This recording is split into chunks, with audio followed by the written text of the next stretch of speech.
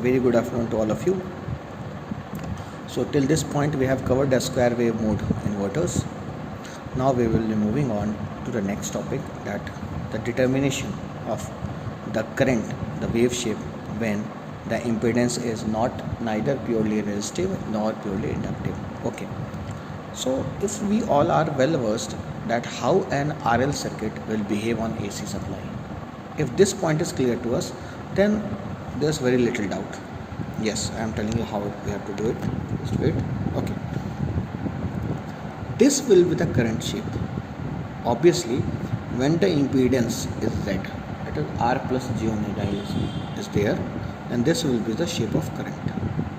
Clear? I think there is no doubt. Okay.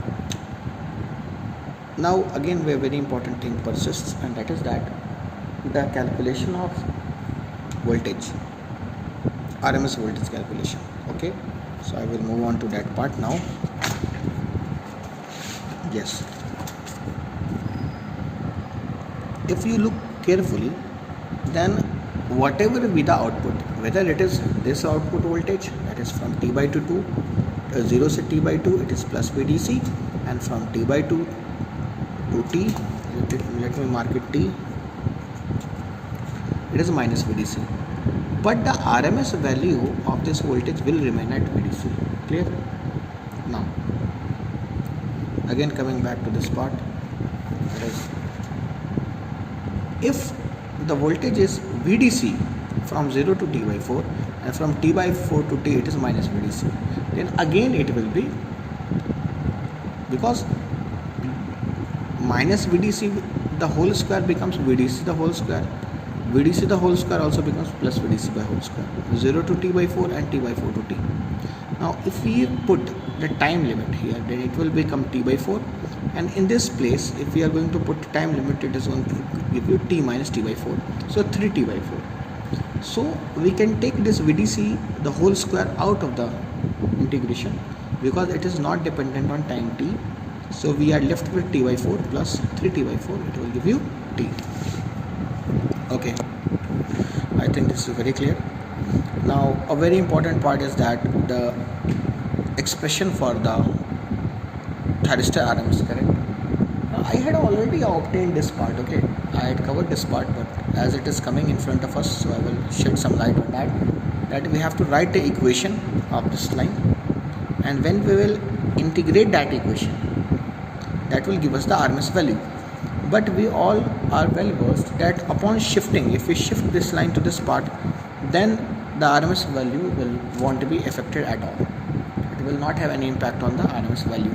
So we can straight away carry on this part and get I naught by 8. Now I will again come back to the expression of output current. First of all, the Fourier expression will be I naught of T. Okay, the summation, and as I had told you that it is a sine wave, it is going to be, because every current will be function of sine or cosine. Basically cosine is also a sine wave, okay, nothing else.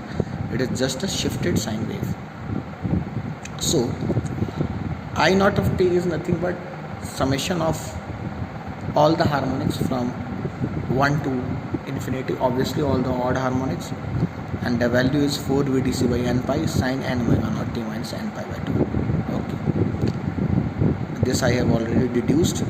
This particular formula is for L load, that is we are going to put n omega L. Okay, now again the fundamental component can be obtained by putting n equals to 1, and you will get this part. Okay, and this is lagging, this current is lagging by 5. Okay, so I think this is clear. I had also told you or explained earlier that the RMS value of this whole portion will be I naught 1 max by pi. This is clear. Okay, I naught 1 max by pi. And what is the value of I naught 1 max? This is the average value, and the RMS value is I naught 1 max by 2. Okay, and I naught 1 max can be calculated from this expression. Okay, now coming back to the, okay, so many people ask us, sir, what will be the RMS value of this part? quadrant of a wave. So it is very easy to reduce. You have to just put or keep this as beta, mark is as beta, so another portion also becomes beta. Okay, now both of these beta will be added, that is beta square plus beta square, these both become under root beta square, and this RMS, because we are applying Parseval's to both these parts, both are AC part, and we can apply Parseval theorem that under root of b square should be equals to I naught 1 max by 2. Okay, now so as the addition is carried on, so this becomes under root 2 beta equals to I naught 1 max by 2, so beta becomes I naught 1 max by 2 root 2. I think this is very clear. Till this point it is clear. Okay, now coming back to I naught 1 RMS. I naught 1 RMS can be very easily calculated. Okay, waiting, yes, correct, where this has to be V naught 1 max, not I naught 1 max. Okay, now a very interesting and important part comes into the picture, that is the calculation of current. Calculation of current when the voltage, what will be the ripple in current? Okay, what will be the ripple, what will be the maximum value of this current, I naught max, up to which point this current can rise? So it is very simple. If we look at the current and the voltage characteristics, that the current is increasing, okay, when the voltage is plus VDC. So we can very well say that we can apply the basic property of inductance, and that property speaks that L di by dt is equals to VDC. Di is I naught 1 max minus I naught max, because this is I naught max, this is minus I naught max. When we subtract this from this, then it becomes 2 I naught max, okay, and divided by T by 2. Clear? This is VDC, so this becomes 4 L I naught. L di by dt is 2 by 2. So we will get VDC equals to 4 L I naught max by T. I naught max is VDC by T upon 4L. Now I am coming back to another load. That is, if we put Zn equals to R plus J n omega naught L, the mod of Zn will be R square plus n omega naught L the whole square. Now this mod of Zn is obtained. We can also obtain the value of phi. Phi is nothing but tan inverse omega naught L by R. So phi n is tan inverse n omega naught L by R. Okay, now V naught T is there, I naught T is there, because I naught T will be nothing, simply we will put this voltage divided by Zn, and Zn, the calculation of Zn is very important, because R will be independent of the number of harmonics.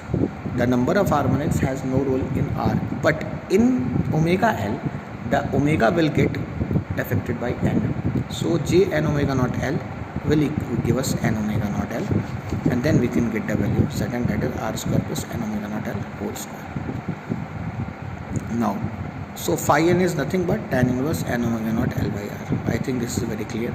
Similarly, we can get phi 1 also. Phi 1 is also very easy to obtain. Okay, so now I will move into the expression of V naught T and I naught T. V naught T is nothing but, it is a, I can say that till this point, if you have studied till this point, then it should be in your blood that V naught T is nothing but 4 VDC by n pi sin n omega naught T. N is adding from, n is varying from 135 to infinity.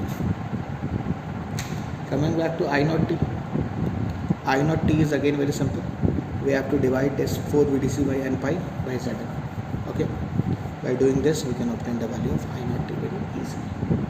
Okay, now I would love to move to one more part. This diagram makes everything clear. The value of phi, how the fundamental displacement factor still remains cos phi.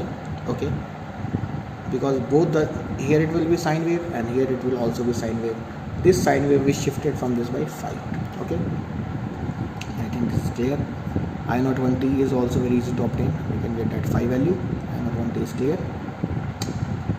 Okay, a very important conclusion needs to be drawn, that this peak lies between pi by 2 and pi. Yes, this should be very easy to understand, and this should be understood very carefully, that where the peak will lie. I am again zooming this picture so that this thing becomes clear. More discussion on this will be carried out in the next class. Thank you.